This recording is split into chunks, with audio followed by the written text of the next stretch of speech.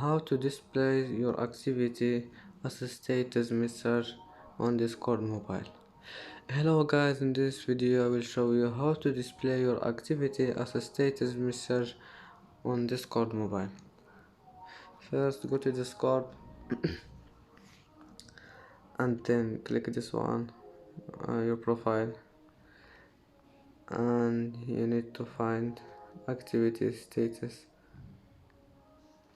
and then you can turn it off if you want, and you can turn it on again. And that's today's video. If you like it, don't forget like and subscribe, and watch this video if you want, and see you in the next video.